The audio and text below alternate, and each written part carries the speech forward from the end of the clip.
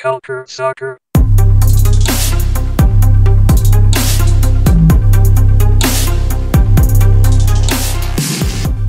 Nous sommes le 25 mai 2021. Nous sommes en train d'enregistrer ce nouvel épisode de CS à l'érable.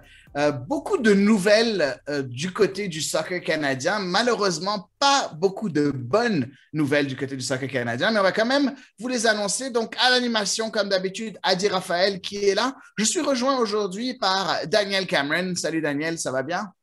Salut Hedy, ça va bien, merci. Et toi? Ouais, ça va super, ça va super. Écoute, Alex Rupert, malheureusement, nous a fait faux bon. Il n'a été pas disponible aujourd'hui. Il nous a snobé, mais c'est pas grave. On va lui pardonner. Là, il n'y a pas de problème du tout. Là. En tout cas, c'est une blague. Alex, malheureusement, a d'autres engagements et ne peut pas être ici aujourd'hui, mais il sera de retour la semaine prochaine, comme d'habitude.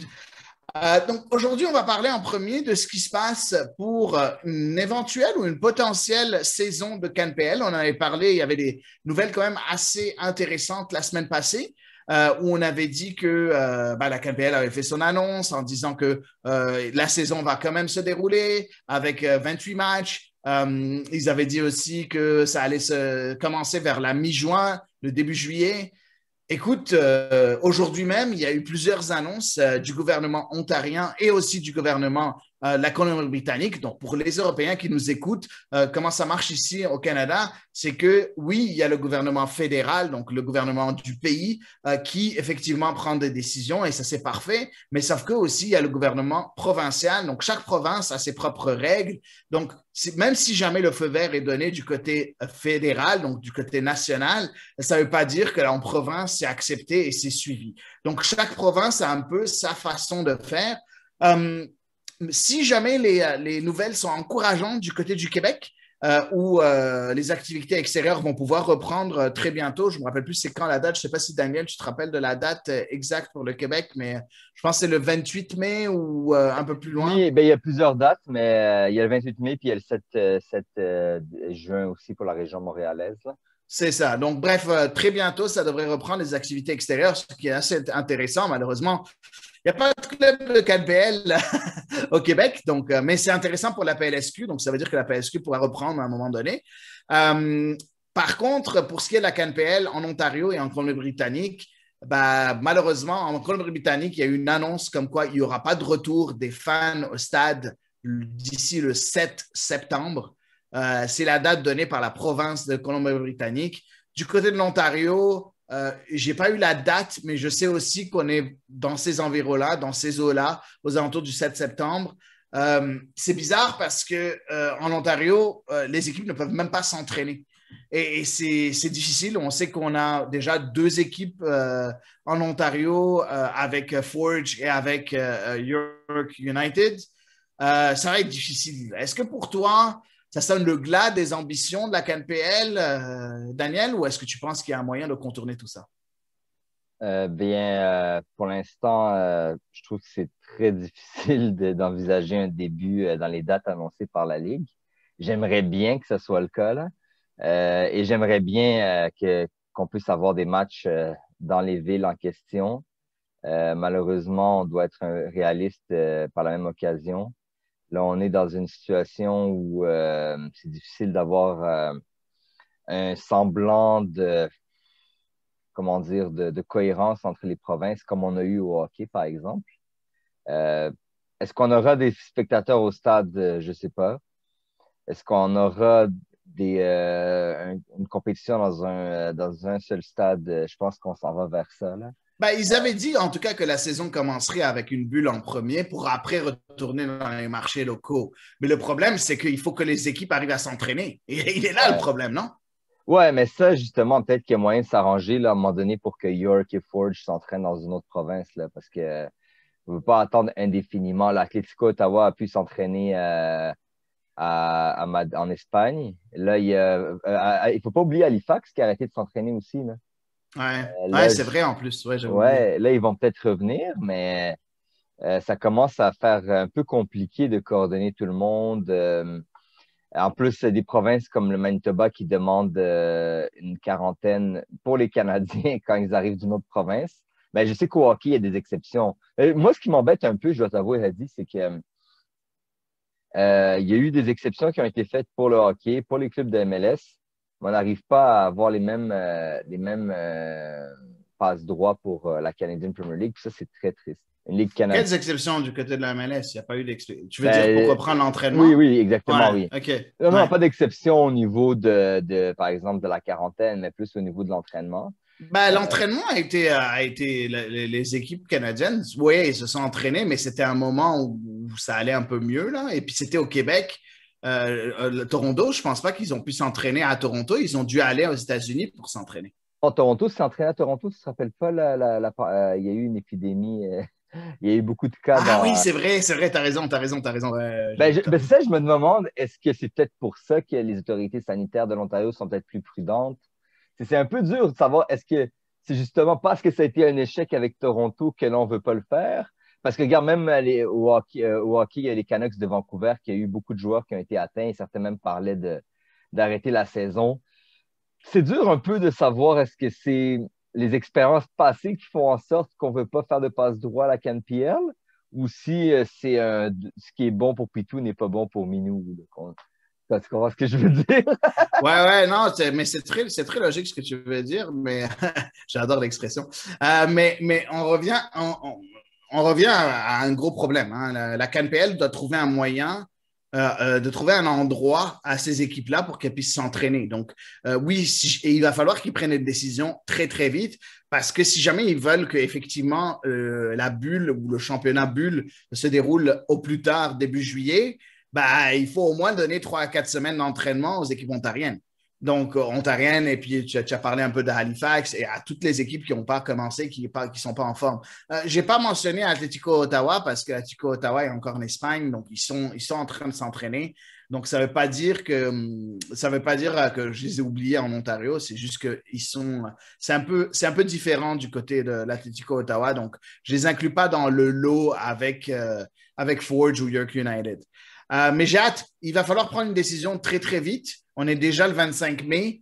Il y a déjà plus, si jamais on parle à début juillet, si tu parles le 1er juillet, ben, il n'y a plus qu'un mois. Donc, une décision doit être prise au plus vite. Mais après, bon, on connaît la KPL, c'est toujours super désorganisé. Donc, est-ce que tu es confiant, toi, d'un début, d'un dénouement quant au début du camp d'entraînement de toutes les équipes dans un endroit choisi ailleurs ou pas vraiment? Ben, je pense que ça va aller, comme j'ai dit tout à l'heure, une fois que les équipes ontariennes vont commencer à s'entraîner, on va pouvoir penser à Ouais, ça. mais où? C'est ça le truc. Ah, À ah, un le moment où, donné, ils vont le où. devoir, ils vont OK, ah devoir ouais. décider, OK, vu que vous ne pouvez pas vous entraîner en Ontario, c'est fini. En Colombie-Britannique, déjà, ils ont dit, d'ici le 7 septembre, ce ne sera pas possible. Ils peuvent s'entraîner. Je pense qu'ils peuvent s'entraîner, Ils mais ils n'ont s'entraînent pas le déjà, droit. oui. Ouais, ils s'entraînent déjà, mais en Ontario, ça devrait être pareil. Donc, tu arrives à un moment où il faut que tu arrives à trouver un moyen de t'entraîner. Donc, il faut qu'ils choisissent la bulle dès maintenant pour qu'ils puissent à ce moment-là se retrouver là-bas et puis commencer à s'entraîner. Donc, Ouais, ce serait à peut-être un une moment donné, solution. il faut que ça se dénoue. On connaît un dénouement très rapide. Ouais, mais le problème aussi, c'est que, par exemple, l'année passée, il y a eu la bulle à l'île du Prince-Édouard, ce qui était, je veux dire, ça a été quand même une bonne expérience, là. Est-ce que tu Là, penses que ça va être pareil? On va être encore en ligne du Prince-Édouard ou tu t'attends à autre chose, un autre endroit? bien, je sais que le gouvernement local a voulu montrer que ça a été, il y a eu des retombées économiques qui se chiffraient en millions de dollars. Mais on peut faire dire ce qu'on veut à des chiffres. Je vais dire ça comme ça. Euh, mais est-ce que si ça, Ben, ils ça a sont été. contents. Ils étaient contents de l'avoir reçu. Donc, tu sais quoi? S'ils sont contents, ben, que ce soit qu'ils mentent sur les fiches chiffres ou quoi que ce soit, c'est une bonne chose. Si ça participait au rayonnement de l'île du Prince-Édouard, ben, pourquoi ils n'en parleraient pas? Après, la façon dont ils s'en parlent, on s'en fout. L'important qu'ils disent écoute, qu'ils promouvoient un peu ce genre d'initiative de la Ligue. Moi, je pense que c'est une très, très bonne chose pour la CNPL et pour le soccer canadien, non? Oui, c'est sûr.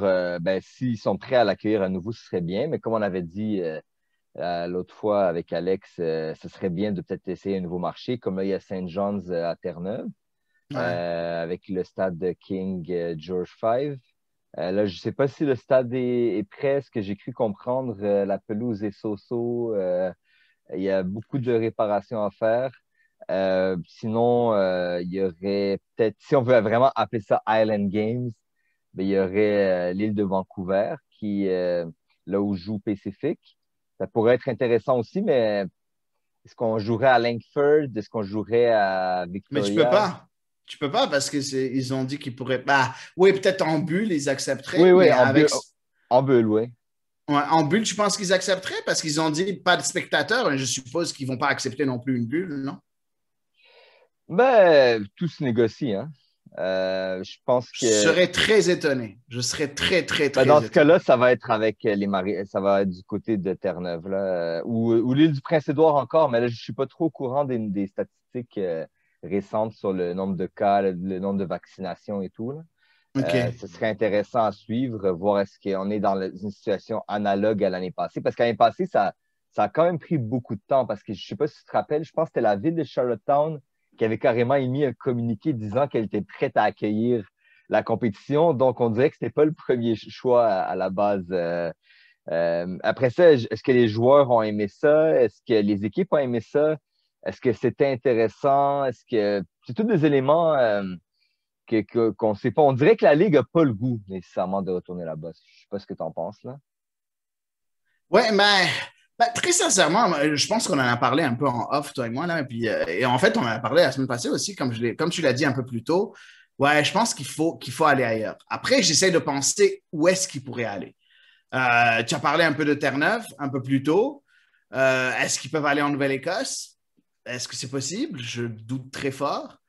Il va vraiment falloir que ce soit qu'ils innovent un peu et qu'ils essaient de trouver un endroit qui serait intéressant. Est-ce que peut-être ce serait le moment de créer un certain engouement au Saskatchewan, ce qui peut être intéressant? Est-ce qu'il y a un stade, il y a des stades, je pense, qui pourraient accueillir ça. Après, est-ce que dans le système de bulles, est-ce que ce stade-là serait adéquat à ce système-là? Je doute très, très fort. Je pense comment ça s'appelle, là, le New Mosaic Pearland. Stadium, là, Pearland aussi. Pearland aussi. Pearland, il y a Ouais, déjà mais, un stade actuellement, là. ouais, mais il y a à Regina, il y a un stade de 33 000 places, Ah, là. mais c'est le stade de football, je pense, qui est Ouais. synthétique. Ah, OK. Mais même si c'est synthétique, Euh, ouais. pour un Ben, tournoi écoute, où c'est mieux que rien, là. ouais, mais l'année passée, une des raisons pourquoi c'était à Charlottetown, c'était ça aussi. Parce que c'était quand même un enjeu si tu joues tous les jours là-bas. Mais moi, je pense que par rapport à ce que tu as dit tout à l'heure, ce serait une très bonne idée que si on décide de faire une bulle, que là, on dise au club ontarien, ben regardez, on va commencer dans un mois. Partez dès maintenant à Saskatoon, à Charlottetown, à Saint John's, à Victoria, peu importe où au Canada. Allez vous entraîner un mois là-bas. On va vous aider même financièrement s'il faut. Puis qu'on passe à autre chose là. Parce qu'à un moment donné, c'est comme c'est un boulet sur la ligue, là, tout ça. Là. Ouais, non, effectivement, tu as complètement raison. En tout cas, ouais, c'est ça, le stade, c'est vraiment le stade de football, football américain ou Des Rough football Riders, canadien, là. comme tu veux l'appeler, là, des Rough Riders. Il peut avoir jusqu'à 33 000 personnes, 33 350. Après, je ne sais pas si jamais ça peut. euh, le problème, pourquoi c'est important, vu qu'il ne va pas y avoir de spectateurs, vous allez me dire pourquoi c'est important le nombre de personnes? C'est parce qu'il faut mettre les pubs autour. Il faut qu'il y ait assez d'estrades pour pouvoir mettre les pubs et pouvoir faire comme on avait fait l'année passée avec Charlottetown. Donc, je sais pas. J'ai lancé un stade comme ça et un endroit comme ça, mais je pense que ce serait une bonne idée, sachant que Saskatchewan aura une équipe d'expansion en 2023. Donc, je pense que c'est sympa de peut-être commencer cet engouement-là, créer cet engouement-là, même si il y aura sûrement pas de spectateurs là-bas. Donc, bref, une piste à explorer. On a hâte de voir ce qui va arriver. Je pense que c'est important pour la CanPL de vraiment s'atteler à ça et vraiment faire une annonce le plus vite possible. Après, bon, je ne suis pas très confiant. Je ne sais pas toi si tu es confiant de voir la CanPL faire une annonce d'ici une semaine, 10 jours. Je doute très, très fort que ça arrive, là, mais est-ce que tu penses que c'est possible? Ben, pourquoi pas, si on va annoncer le lieu, la date de début, puis dire que les équipes ontariennes vont s'entraîner là-bas, puis elles ont un mois de pré-saison, je pense que c'est pas un scénario impossible. Ah, OK. Ben, tu es beaucoup plus confiant que moi parce que le truc, c'est que je vois pas, j'ai pas vu de rumeur. Et le fait que je vois pas de rumeur, ça me laisse très sceptique parce que d'habitude, en KNPL, dès quelque chose va arriver, c'est jamais. Ça vient jamais de nulle part. Genre, il y a toujours quelqu'un, un journaliste, qui que ce soit, qui va sortir l'info quelques jours avant que ça arrive. Et jusqu'à maintenant, j'ai vu aucune rumeur qui annonce quelque chose de possible, une annonce possible qui pourrait arriver dans les jours qui viennent. Mais on va être comme toi, on va être optimiste, on va espérer que ça arrive très, très vite. Nous, entre-temps, on a d'autres choses à couvrir ici sur CSA l'érable et on va directement entamer le prochain segment et en fait le plus gros segment de notre podcast aujourd'hui. Ce serait l'équipe nationale canadienne masculine cette fois-ci. L'équipe nationale canadienne se prépare pour les qualifications de la Coupe du Monde, toujours, de Qatar 2022. On a des échéances qui arrivent très, très, très, très, très vite. On vous l'avait dit, on vous a expliqué le format des millions de fois sur les qualifications. Le Canada a remporté ses premiers matchs. Il a encore 2 matchs importants dans ce tour préliminaire qu'il faudra qu'il remporte. Donc, il y a un match qui se joue à Aruba, officiellement, même si ça va se jouer à Bradenton, en Floride.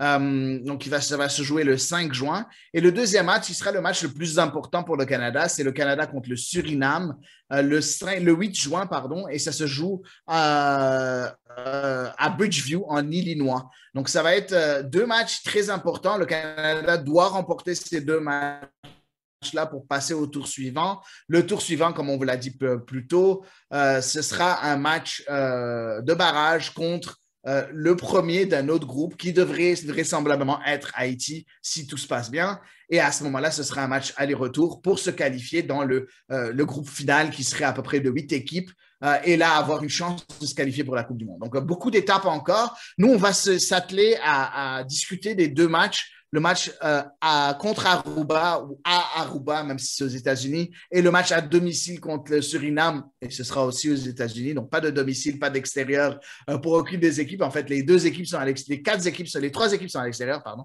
Les 3 équipes, on parle d'Aruba, du Canada et du Suriname. Les 3 équipes sont à l'extérieur et ils vont tous jouer aux États-Unis. Donc, ça va être intéressant. Ces matchs-là est très important pour l'avenir du soccer canadien. Est-ce que pour toi, Daniel, on sait que c'est des petites équipes, enfin, Aruba, c'est une petite équipe, très petite équipe, ça devrait être un score fleuve pour le Canada. Le Suriname, c'est l'adversaire le plus coriace de ce groupe-là, avec beaucoup de joueurs d'origine qui sont néerlandophones ou qui sont des Pays-Bas, qui devraient être appelés, qui sont naturalisés avec l'équipe nationale du Suriname. Mais n'empêche, même ça, c'est supposé être une formalité pour le Canada. Mais c'est l'équipe qui nous fait le plus peur. Si jamais on avait une peur à avoir, ce serait contre le Suriname. Est-ce que tu es confiant avant ces 2 matchs-là? Pour le match contre Aruba, oui. Je pense que ce sera une formalité, surtout avec la profondeur de l'équipe canadienne en ce moment. Il y a quand même beaucoup de joueurs offensifs de qualité. Des joueurs de qualité pas mal partout, mais surtout offensivement. Ensuite, comment dire, au niveau du Suriname, j'ai vu qu'il y a eu beaucoup de joueurs, comme tu as dit, qui ont été... parce que, pour mettre en contexte un peu nos auditeurs, le Suriname, malgré qu'il y avait beaucoup de joueurs de qualité qui étaient nés aux Pays-Bas, qui ont même joué pour l'équipe nationale des Pays-Bas, qui avaient des origines du Suriname ou qui étaient même nés au Suriname, le Suriname ne reconnaissait pas la double nationalité, puis il y avait des problèmes politiques, etc., etc. Donc, c'était très, très compliqué d'appeler des joueurs qui jouaient aux Pays-Bas. Là, maintenant, le pays a allégé un peu à ce niveau-là. Donc, là, j'ai vu des noms qui sont des nouveaux. C'est pas des joueurs que je connais nécessairement, mais c'est des joueurs qui jouent dans des bonnes équipes en Europe, là. Donc, ouais, mais ils ont en fait de 23, hein, le Suriname. Je ne vais pas donner toute la liste, mais au moins te donner les noms importants ou ceux qu'on connaît ou entendu parler. On a un joueur, par exemple, de Feyenoord, une des plus grandes équipes aux Pays-Bas, qui s'appelle Haps. On a un joueur de Galatasaray que je pense que ceux qui suivent un peu le foot européen devraient connaître. C'est Ryan Dunk, qui a 35 ans, qui joue à Galatasaray, qui sera le capitaine de cette équipe. Sinon, tu as des joueurs. Tu as un joueur de l'Inter Miami hein, avec Calvin Yerdam, l'ancien des Sounders de Seattle, qui fera partie du Suriname. On a un joueur, Diego Bisessoir, qui aussi a fait de très bonnes choses, qui joue maintenant à Chypre. Qui est quand même un bon joueur, un bon ailier aussi. Et puis devant, tu as Nigel Hasselbank, ceux qui connaissent Jimmy Floyd Hasselbank dans le passé, ben, c'est son fils, qui est là, ou son neveu. Je Non, je pense que pense c'est que son c'est son neveu. neveu. Ouais. Ouais, c'est son neveu qui est là, donc Nigel Hasselbank qui sera là. Ou bien Florian Joseph Swoon qui joue avec Rotherham United en, je pense, troisième division anglaise, qui est quand même un bon attaquant qui était supposé avoir une bonne carrière, qui maintenant a 30 ans, a un peu manqué le bateau, mais c'est quand même des joueurs qui sont intéressants. Après, ça reste une équipe que le Canada devrait battre sur papier, non, Daniel? Oui, ben, avec l'effectif actuel, oui, là, moi, je pense que ça, c'est indéniable. Mais surtout, comme je te disais, avec la profondeur et tout, on a même les moyens, de toute façon, avec ces deux matchs-là, de mettre une équipe contre Aruba et une équipe contre le Suriname, puis de s'en sortir avec des bons scores dans les deux matchs, je crois, là. Drôle, c'est que en fait, Ribo Guillard et Joël Waterman, qui sont deux joueurs qui n'ont pas été appelés lors du dernier rassemblement, mais c'est des joueurs qui font partie un peu du groupe, du grand groupe. Non, Waterman a été appelé. Waterman a été appelé au dernier rassemblement. En tout cas, bref, en tout cas, il n'a pas été. Il n'a pas Oui, c'est joué. vrai, il a été appelé lors du dernier rassemblement. Broguillard était avec les Raison. Tu Olympiques. as complètement raison. Il Broguillard a était été avec les, rappelé. Broguillard était avec Broguillard les, est avec les Olympiques, puis c'est ça. T'as raison, t'as raison, t'as raison. Bref, en tout cas, c'est pas des joueurs qui sont titulaires. En tout cas, il n'a pas joué Waterman quand il a été appelé contre les Bermudes ou contre les îles Caïmans, il n'a pas joué. Euh, Puis je leur ai demandé, est-ce qu'ils ont eu des nouvelles de John Herdman? Est-ce qu'ils ont ils ont entendu, ils savent si jamais ils vont être appelés ou non? Il a dit, écoute, non, la liste n'a pas été dévoilée, on ne sait pas si on a appelé. Par contre, ce qui est intéressant, c'est que John Herdman est en contact continu avec tout le monde. Il essaie de garder le groupe le plus élargi possible parce qu'il sait qu'il a plusieurs échéances. Il a les éliminateurs de la Coupe du Monde, Gold Cup et ainsi de suite. Pour John Herdman et son staff, il y a tout un travail à faire. Je suppose qu'ils travaillent d'arrache-pied pour suivre tout le monde. Zachary Bourguillard a même dit en conférence de presse que John Herdman l'a appelé lui-même une fois qu'il a été blessé, parce qu'il s'est blessé à un moment donné en MLS. Pour voir comment il allait et il a pris de ses nouvelles. Puis finalement, écoute, il était content de voir qu'il était retourné en action contre Cincinnati. Donc, il y a une possibilité qu'il soit appelé aussi Zachary Boguillard. Donc voilà, c'est intéressant. Est-ce que tu trouves que c'est une bonne chose de la part du sélectionneur national de garder ses options ouvertes et de prendre vraiment des nouvelles de chacun des joueurs qui sont susceptibles d'être appelés? Je pense qu'il devrait avoir comme un bassin de 40 à 45 joueurs qui l'appellent et qui suivent vraiment de manière très assidue. Est-ce que c'est une bonne façon de travailler pour un sélectionneur national? Ben, je pense que oui. C'est juste qu'au Canada, on n'était tellement pas habitué d'avoir de la profondeur. Avant, il y avait beaucoup de joueurs qui étaient sans. On appelait ça un attached FC. C'est des joueurs qui étaient sans club en Europe. Là, maintenant, avec les clubs canadiens d'MLS, la Canadian Premier League, ça ne devrait plus exister, ce genre de joueurs-là. On a quand même aussi, il faut le dire, là, beaucoup de joueurs canadiens sur papier qui maintenant choisissent le Canada, qui, dans d'autres circonstances, avant n'auraient pas choisi. Donc, oui, c'est important d'avoir un grand bassin. Puis c'est important, oui, quand tu as un grand bassin, de communiquer avec les joueurs, là. Ça va de soi parce qu'on ne sait jamais, comme Zachary Broguillard, peut-être le prochain match, il ne va pas être appelé, mais peut-être le match d'après, il y a un joueur qui était devant lui dans la hiérarchie qui va passer devant. Après ça, chaque sélectionneur, pardon, a un peu une vision différente. Il y en a qui préfèrent avoir un groupe de, on va dire, 15 à 18 joueurs fixes et peu importe leur forme du moment, ils vont fermer les brèches avec des nouveaux chaque fois ou d'autres qui prennent les 23 meilleurs du moment.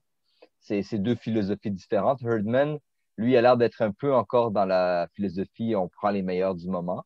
Parce que ça fait, je veux dire, il y a un groupe jeune qui est en constante évolution. Donc, il n'y a pas le choix de tester constamment. On n'est pas encore rendu à avoir vraiment une stabilité. Peut-être d'ici 2, 3 ans, on va y arriver, là. En tout cas, on verra ce qui va se passer de ce point de vue-là et comment il va continuer à gérer ce groupe. Écoute, on va faire un peu de la spéculation, toi et moi, parce que finalement, c'est ce qu'on veut. Hein. On veut s'amuser, on va essayer de couvrir tous les trucs, puis je suppose qu'on ne va pas avoir les mêmes idées. Enfin, j'espère en tout cas qu'on n'aura pas les mêmes idées sur les joueurs appelés. On va faire notre 23. OK? On va faire notre 23. Je veux pas, le but de l'exercice n'est pas de faire notre 23 va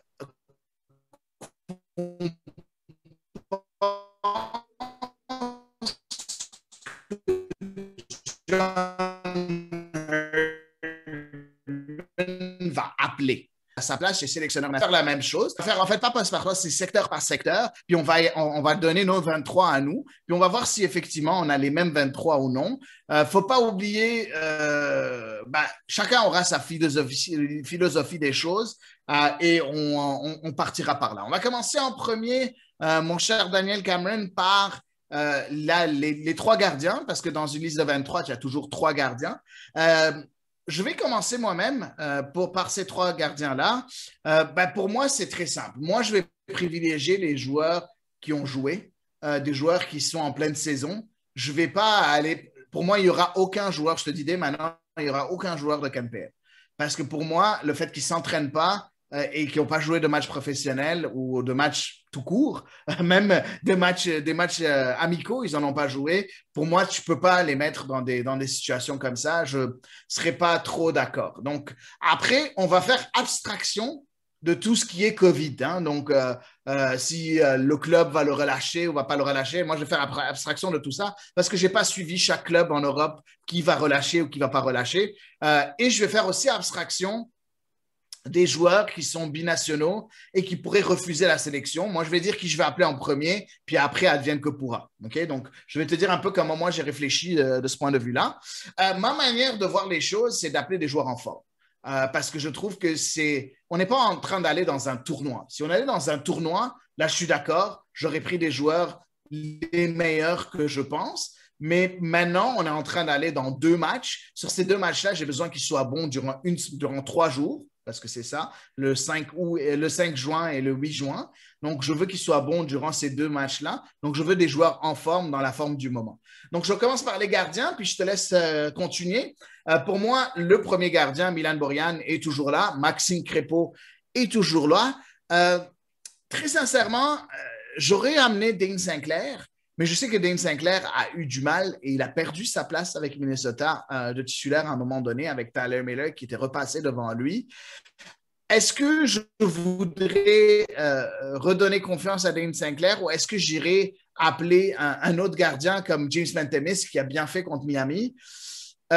J'aimerais garder Dane Sinclair un peu sur ses gardes, j'aimerais lui dire que ta place n'est pas assurée. Donc, j'appellerai Pantemis juste pour la forme et pour dire à Sinclair, tu as intérêt à te botter le cul et reprendre ta place de numéro 1 si jamais tu veux faire partie d'équipe Canada. Et d'un autre côté, je garde Pantemis inclus dans ce groupe select de joueurs sélectionnables. Donc, moi, je prendrais Pantemis et aussi parce que je suis un peu biaisé en étant supporter montréalais. Donc, voilà. Toi, de ton côté, Daniel, qui tu prendrais comme 3 gardiens? Moi, je dirais Borjan, bien sûr, qu'on le félicite pour son titre de champion. Crépeau qui a commencé la saison. Et moi, j'appellerais Sinclair. Je le ferais même jouer contre Aruba pour le captain. OK, oui, c'est vrai qu'il n'a pas joué encore. C'est une très, très bonne. Oui, parce que juste pour clarifier les choses, on a dit qu'il faut qu'ils soient moins de 21 ans et qu'ils aient moins de 3 sélections pour changer d'avis. OK? Donc, pour changer d'une sélection à une autre. Ce qui n'est pas le cas de Sinclair qui a déjà 24 ans. Il est aussi trinidadien, donc il pourrait choisir la Trinité et Tobago ou bien choisir le Canada. Le Canada a ses préférences jusqu'à maintenant, mais dès qu'il joue un seul match officiel, c'est fini, il ne pourra plus changer. Donc peut-être que ce serait une bonne idée. On verra, mais c'est une bonne façon de voir les choses. Daniel, je suis d'accord avec toi. Je vais te laisser commencer par les défenseurs. Tu peux aller, je ne vais pas dire défenseur droit, défenseur gauche et défenseurs centraux. Tu peux les nommer en une fois. Combien tu en veux déjà des défenseurs? Combien tu en as? Moi, j'en appellerais 8. OK. Donc, doubler les 4 postes. Comme, si je me fie aux 2 derniers matchs, ben, on va jouer comme un 4-4-2, là, si on veut. 4-4-2, 4-2-3-1, ça dépend. C'est vraiment hybride comme truc. Hein. Ça se peut aussi que ce soit une tactique contre Aruba puis une autre contre le Suriname. Là, En tout cas, pour les défenseurs, moi, je vais aller par je vais aller par right, center, left. À Donc, droite, droit central, puis gauche, ouais. Ouais, excusez-moi. Ouais, pardon. Donc, à droite, je dirais Alistair Johnston. C'est irrégulier cette année avec Nashville. Euh, J'hésite sinon, le deuxième poste entre Richie Larea et Juan Cordoba. Zachary Broguillard, puisqu'il revient de blessure, je ne l'ai pas mis, malgré qu'il a fait un très bon début de saison. Donc, je dirais Juan Cordova, pour qu'on le revoie un peu, il devient quoi, là? Il a fait des bons matchs en Copa Sudamericana ces derniers temps. Fait que, on pourrait le faire jouer contre Aruba, puis Johnston contre le Suriname.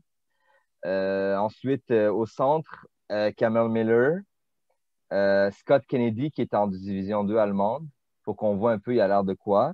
Steven Victoria, ben, les derniers matchs, il a été impeccable. Fait que, on n'a rien à dire. Puis James, Carl James, j'aimerais savoir, il devient quoi lui aussi, là. Il ne faut pas oublier, hein, c'est un match contre Aruba, un match contre le Suriname. Fait que, à la limite, un joueur peut jouer les 2 matchs. Là. Il y a des joueurs qu'on veut voir, ils deviennent quoi. Si on voit qu'ils sont en forme dans le camp, dans le camp, on peut les faire jouer. À gauche, ben, comme l'autre fois, Gutiérrez a des coups de B. Donc, tes 4 défenseurs centraux, c'est Miller, Vitoria, Kennedy et James. Et James. OK, parfait. Ben, moi, c'est et ça. Cornelius qui vient de revenir. À gauche, comme le dernier match, Adekugbe et Gutiérrez. Puis Gutiérrez, ça serait peut-être le temps de le faire jouer, là. OK. Très, très, très, très intéressant, je trouve. Faut pas oublier que Alphonso Davies, de ce qu'on a compris, jouerait beaucoup plus dans des rôles offensifs. Donc, il ne jouerait pas en tant que latéral gauche. Je suppose que c'est pour ça que tu ne l'as pas nommé parmi les défenseurs. Je veux pas qu'il joue latéral gauche avec les Je pense pas qu'il jouera latéral gauche contre des petites équipes comme ça. Je pense qu'il jouera dans un rôle offensif. C'est ce qu'on a besoin c'est là où on a besoin de lui. Ben, écoute, moi, je suis complètement pas du tout sur la même longueur d'onde que toi. Du côté des défenseurs droits, je pense que déjà Richie Larea, pour moi, c'est le titulaire numéro 1. Puis je pense que ces 2 matchs-là sont tellement importants, non seulement point de vue résultat, et on le sait que c'est quand même ben, Aruba, c'est une petite équipe, on devrait gagner très, très, très, très facilement. Mais Suriname, oui, ils font peur, mais quand même, on devrait gagner. Mais je ne pense pas que ça va être un score fleuve. Je pense qu'on va gagner 2-0, 3-0. Puis, d'un autre côté, c'est important de développer des automatismes parmi les joueurs titulaires ou ceux qu'on va appeler le plus souvent possible. Donc, pour moi, Richie Larea, c'est le titulaire numéro 1 à ce poste de latéral droit. Donc, pour moi, il n'y a aucun moyen que Larea ne fasse pas partie du 23. Donc, Larea sera là. Et pour moi, c'est une décision entre Zachary Broguillard et Alistair Johnston ou bien Juan Cordova. Mais je pense que Cordova, maintenant, part un peu trop loin dans la hiérarchie parce que ça fait longtemps qu'il n'a pas été appelé et ainsi de suite. Donc, moi, je choisirais Alistair Johnston juste à cause de la blessure de Zachary Broguillard. Je pense que tout va se décider après le match de ce week-end à Chicago. Si Broguillard performe très, très bien, peut-être que ça pourrait pencher la balance vers lui. Mais en date d'aujourd'hui, le 25 mai, je choisirais Alistair Johnston à droite. Les défenseurs centraux, complètement d'accord avec toi sur Miller et Vitoria. C'est mes 2 choix. Les 2 autres, écoute, je ne suis pas, encore une fois, pas d'accord avec toi. Je pense que, en fait, je suis d'accord avec Scott Kennedy. Je pense que c'est le moment. Il avait dit en plus, John Herdman, qu'il voulait l'appeler la dernière fois, sauf qu'il il y a eu des complications où il n'a pas pu l'appeler. Donc, Scott Kennedy, je l'appellerai. Par contre, je pense que Frank Stirring devrait avoir sa place. Il a été convaincant lors du dernier camp. 2, ça a été un des joueurs qui s'est le plus amélioré durant cette année, selon un graphe qu'a fait Peter Galindo sur Twitter. Vous allez voir, point de vue progression, il a beaucoup progressé. Et je pense que le staff d'Équipe Canada est convaincu de par les qualités de Frank Stirring. Après, très sincèrement, si jamais j'ai à deviner qui Herdman va choisir, je sais déjà qu'il va rappeler Donald Henry, même si moi je ne suis pas d'accord, je sais qu'il va l'appeler. Donc voilà. Et passons à gauche. Moi, de mon côté, je suis d'accord avec toi avec Sam Adekugbe. Complètement d'accord avec toi. Et pour moi, le deuxième latéral gauche, ben oui, c'est Christian Gutiérrez, qui a été extraordinaire depuis le début de la saison avec Vancouver, sachant qu'Ali Adnan est blessé. Le problème de Christian n'est pas blessé, Ali Adnan a des problèmes de visa. Le problème de Christian Gutiérrez, c'est qu'il s'est blessé. Et je ne pense pas qu'il sera disponible durant cette fenêtre-là. Donc, si jamais je ne peux pas appeler Christian Gutiérrez, j'ai aucune idée qui j'appellerai. Peut-être que je ferai en sorte d'appeler Cordova puis faire jouer l'Area à gauche. Ce serait aussi une possibilité d'avoir 3 latérales droites de métier, mais l'Area peut jouer sur les 2 côtés et puis d'avoir à découper à gauche. Donc voilà, ce serait dans ce cas-là, j'appellerai Cordova de ce point de vue-là. Mais il y a Bassong aussi, à la limite. Hein? Non, Bassong pour moi a été très, très, très, très, très, très mauvais depuis qu'il est à Montréal. 3 grosses erreurs qui lui ont ramené 3 buts avec le CF Montréal. Donc pour moi, non, il n'est pas dans la. Je ne dis pas qu'il n'a pas la qualité, mais en date d'aujourd'hui, il n'a pas montré ce qu'il faut pour être appelé par Équipe Canada. Okay. Donc, on passe au milieu de terrain. Je vais commencer moi parce que je pense que ça va aller plus vite. Parce que moi, je prends beaucoup plus de temps. Donc, je vais parler en premier Samuel Piette. Pour moi, c'est un inamovible dans le 23. Steven Eustáquio, juste pour faire plaisir à mon ami Alex Rupert. Non, mais aussi, c'est un excellent joueur aussi. Donc, Steven Eustáquio. David Wotherspoon, même si jamais je n'étais pas quelqu'un j'étais pas convaincu par lui. Écoute, il a gagné les 2 coupes en Écosse, la Coupe de la Ligue et la FA Cup du côté de l'Écosse. Donc, je l'appellerai aussi.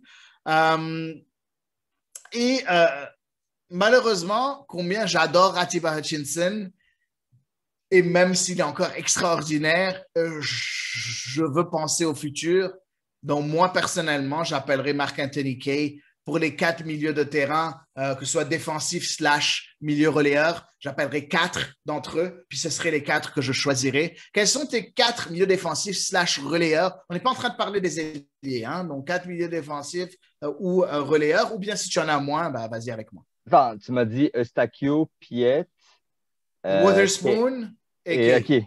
OK, ouais, parce que Wotherspoon avait. Ouais, c'est vrai qu'avant, c'est parce qu'il a joué latéral le dernier ouais, mais c'est un milieu défense, un milieu relayeur, en fait. De nature, ouais. Ben moi, j'avais mis, peut-être je suis optimiste, là.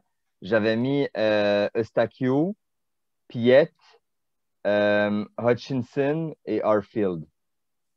Ouais, j'ai pas mis Arfield là, je vais le mettre plus haut, en fait, parce que pour moi, il joue plus haut. Mais tu peux le mettre là aussi. OK, ouais. T'as mis Eustáquio, Piette.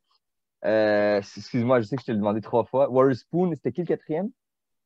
Kaye. Ah oui, Marc-Anthony Kaye. Ah, bon Dieu. Kaye, Marc-Anthony Kaye. Ouais. J'hésite. On a trop de choix, c'est ça le problème. Ben, dans ce cas-là, j'appellerai, avec Marc-Anthony Kaye, est-ce que j'appellerai Hutchinson ou Kaye? Ça serait... Peut-être, j'appellerais Kaye, puisqu'il est déjà en Amérique du Nord et tout. On ne va pas faire venir Hutchinson pour rien, là. Donc, je mettrais Kaye à la place de Hutchinson. Donc, Piette, Eustáquio, Kaye et Arfield. OK, parfait, excellent. Donc, pour toi, donc, tu mettrais... Hutchinson ne serait pas appelé, puis tu n'aurais pas appelé Wotherspoon. Wotherspoon, si je l'appelle, j'hésite encore, là. Est-ce que tu l'appelles plus haut? Oui, exactement, voilà, comme dans les derniers matchs. Parfait. Donc là, les milieux offensifs, que ce soit des ailiers ou que ce soit milieu offensif central, moi, je serais allé avec... je ne vais pas être très original, mais je prendrais Scott Arfield en premier. Je prendrais Kyle Aaron parce qu'on sait qu'il jouerait plutôt à droite et plus en tant qu'attaquant de pointe, ou bien il jouerait en tant que second attaquant. Et je prendrai Alphonso Davies, bien évidemment. Moi, je vais dans une optique de 4-2-3-1, donc je réfléchis à haute voix et je vous dis ça. Et j'irai avec, donc là, on est déjà à 3, j'irai avec Théo Corbeanu parce que je pense que ce jeune-là peut amener un peu ce brin de folie qu'il te faut des fois quand le match va pas très bien. Et je pense que c'est important de l'inclure là-dedans. Donc, on est à 4. Je pense que c'est impossible d'ignorer un Jonathan Osorio, que j'appellerai aussi. Et je prendrai aussi une surprise et j'hésite beaucoup entre Schaffelberg, que j'aime bien du côté de Toronto, même si ça n'a pas été extraordinaire, et Hoylett, qui est sans club. Ça me fait un peu peur d'amener quelqu'un qui est sans club, donc j'irai plus avec Schaffelberg. Liam Miller, pour moi, même s'il est bon en championship, j'ai envie de le voir dans une division 1. J'ai pas envie de lui donner ses lettres de noblesse dès maintenant, mais ça, c'est moi personnellement. Donc, Attends, c'est pas un championship, hein, c'est même pas, c'est en League One. c'est en Ligue 1. Il est prêté en Ligue 1, mais il appartient encore à un club de championship, non? Non, il appartient à Liverpool. Ouais, ok, t'as raison. T'as raison, ouais, c'est vrai. Il appartient à Liverpool. Ouais, donc Non, mais il paraît que bref. Liverpool veut le prêter en championship l'année prochaine. C'est peut-être pour ça. Là. Ouais, c'est peut-être là, elle est là la confusion. Donc voilà, donc je répète un peu mes choix pour ceux qui les ont pas. Donc Theo Corbeanu, Alphonso Davies, Scott Arfield, Jonathan Osorio, Jacob Schaffelberg et là j'ai oublié c'était qui mon sixième. David, j'entends David, t'avais dit. Lauren, t'avais dit Lauren ou David? T'avais dit Lauren au début. J'avais dit Laren. Ouais. David, Ouais. c'est devant pour moi. OK. Donc, moi, je pense on va jouer en 4-4-2. Donc, je vais mettre 4 ailiers. Donc, 2 à droite, 2 à gauche. Ouais, ouais. Je vais mettre Alfonso Davies. Et là, c'est là que ça se complique un peu, parce qu'on a beaucoup de choix. Je dirais Pasher, parce qu'il a fait des bons Ouais, ce matchs. serait excellent d'appeler Pacha. Il vous joue tellement bien avec Houston. Quelle bonne idée. Ouais, ce serait super. Okay. Pasher, Davis à gauche. Et à droite, je dirais Diaz, parce que je veux qu'on le captaille. Et Corbeanu. Wow. OK, tu vas vraiment avec du jeune, hein? Mais le Diaz, ce serait très intéressant. On l'a vu un peu avec les Jeux, lors de la qualification des Jeux Olympiques où il a été quand même intéressant. Je pense Donc, que Corbeanu peut jouer titulaire contre le Suriname. Puis Diaz, on le fait rentrer contre le ah, Aruba. toi, dans ta tête, tu es en train de faire des tests dans un des matchs les plus importants de la saison. Hein? Donc, OK. Aux attaquants, je te laisse commencer parce que tu en as 4. Moi, j'en ai juste 2. OK, je dirais Larin, évidemment. David, évidemment. Et là, je suis un petit peu optimiste en espérant que ça fonctionne. C'est d'appeler Akinola et Jebison. Jebison a été appelé avec les équipes de jeunes anglaises, Wow. Je suis pas mal sûr que ça ne fonctionnera pas. Et Akinola, ben, il a été appelé avec l'équipe américaine. Donc encore là, c'est compliqué. Sinon, ben, il y a plein d'autres joueurs qu'on peut appeler, là. Akindele, Buchanan, Miller. Je veux dire, il y a quand même Waterspoon qu'on peut faire jouer comme ailier. Tu sais, il y aurait possibilité d'autres joueurs qu'on pourrait appeler si jamais ces joueurs-là ne viendraient pas là. Ouais, ben bon, il faut dire que Buchanan, c'est quand même un gros. Moi, j'ai dû faire des choix et Buchanan ne fait pas ma liste. Donc, voilà. Buchanan ne fait pas ma liste, mais toi aussi, il fait pas la liste. Après, bon, juste pour dire, Akinola n'a pas été appelé avec l'équipe nationale américaine pour la Nations League. Ils ont annoncé dernièrement leur groupe pour les 23 joueurs sélectionnés pour la Nations League. Ils jouent bientôt aussi au mois de juin. Et Ayo Akinola ne fait pas partie des attaquants. Donc, il y a une possibilité qu'il soit appelé. Mais moi, écoute, je ne suis pas du tout d'accord avec toi. Pour moi, c'est Jonathan David. Là où on est d'accord. Par contre, pour moi, il est impossible de passer à côté de Lucas Cavallini. Donc, moi, j'appelle Cavallini avec David.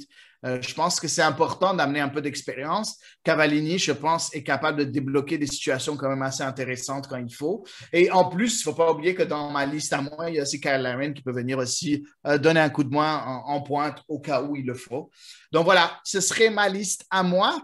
Donc voilà, ce serait nos listes à nous deux, nos 23 à Daniel Cameron et à moi. C'est intéressant. On a hâte de voir la liste qui va sortir.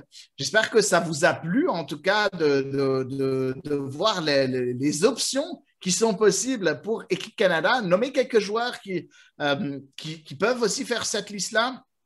Tu as parlé d'Akinola. mais on a Theo Bair qui a souvent été appelé, qui pourrait faire partie de cette liste-là. Est-ce qu'on pourrait voir un Noble Okello qui est maintenant titulaire du côté de Toronto, qui pourrait venir en tant que milieu relayeur ou milieu défensif aider aussi le Canada, ou Ralph Priso aussi, qui est aussi titulaire souvent avec Toronto et dont Michael Bradley a eu de très, très, très bons mots envers lui. Donc, un joueur qui paraît extrêmement intelligent. Donc, c'est possible. Est-ce qu'on pourrait voir Liam Fraser qui a eu ses premières minutes avec Columbus Crew? Est-ce que c'est possible? Tisho Akindele qui a bien commencé du côté d'Orlando. Moi, je pense qu'on est passé outre les joueurs du niveau de Akindele, mais tout est possible aussi. Akindele, c'était dans ma liste élargie, là. Moi, il est dans la 75e place. Oui, il est là quelque part. Oui, effectivement. Sinon, on a Derek Cornelius. Tu en as parlé un peu plus tôt. On a parlé de Tajon Buchanan. Il y a énormément de choix. Et pour ceux qui ne savent pas, pour Jebison, tu l'as mentionné, l'attaquant Jebison, c'est un joueur qui a 17 ans. Et qui joue du côté de Sheffield United et qui a joué son premier match avec Sheffield United. Enfin, il a marqué son premier but avec Sheffield United lors de la dernière journée de Première Ligue anglaise. Donc, ça fait beaucoup réfléchir. Après, on a comme l'impression qu'il a déjà choisi qu'il veut être avec l'équipe nationale anglaise. C'est très improbable que le Canada arrive à le convaincre. Après, il ne faut pas oublier, le Canada a fait des mains et des pieds pour essayer de convaincre Ricardo Ferreira de faire partie d'équipe Canada, le défenseur central. Il est sans club depuis très longtemps. Est-ce que John Herdman va vouloir l'appeler? C'est possible. On a parlé un peu plus tôt de Neil Henry aussi, qui serait un joueur qui pourrait faire partie de l'effectif. Bref, énormément de choix, de très, très bons joueurs. Même en défense centrale, je pense qu'on a du choix maintenant. Donc, même le talon d'Achille, on a un peu plus de choix qu'avant. Donc, voilà.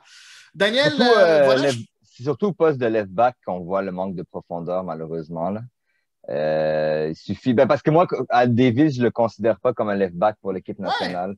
Mais l'Area a joué presque toute la saison l'année passée en tant que latéral gauche du côté de Toronto. Donc, tu as l'Area, tu as Adekugbe qui sont là. Ouais. Et puis, tu as l'Area et tu as Gutiérrez. Ouais. Et Gutiérrez fait un excellent début de saison du côté des Whitecaps. Tout le monde est surpris de le voir aussi bon du côté des Whitecaps. Malheureusement, en Canadian Premier League, en Canadian Premier League, c'est souvent le poste où on recrute des étrangers. Même quand David Canahan nous avait dit the Pink Unicorn, the left back, international left back, il avait dit que... Ouais, c'est ça. Il avait dit comme quoi c'était vraiment le poste le plus prisé, effectivement, le latéral gauche. Puis là, comme tu es en train de le dire, en CanPL, c'est la plupart du temps, c'est des internationaux au lieu de trouver un joueur canadien pour remplir ce poste-là.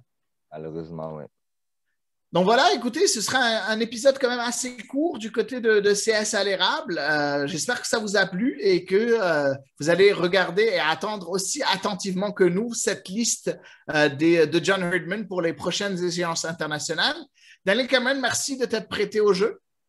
Merci à toi, Hedy, c'était très plaisant. Je me suis bien préparé cette fois. Ben oui, écoute, il faut bien qu'on se prépare. Donc, voilà, on s'est bien préparé pour ce podcast. Essayer de vous donner le plus d'informations possible sur les joueurs qui pourraient être appelés par l'équipe Canada. Et n'hésitez pas à nous donner vos choix. Qui vous appellerait qu'on n'a pas mentionné? Des fois, on oublie des joueurs tellement il y en a. Est-ce que c'est possible qu'on ait oublié un joueur auquel vous avez pensé et que vous pensiez devrait faire les 23? Est-ce que pour vous, Atiba Hutchinson prendrait la place dans les joueurs qu'on a mentionnés? Bref, on attend vos commentaires. Merci encore d'être aussi fidèle au podcast CS à l'érable. Et moi, je vais vous dire, passez une très, très bonne semaine et à la semaine prochaine pour un nouvel épisode.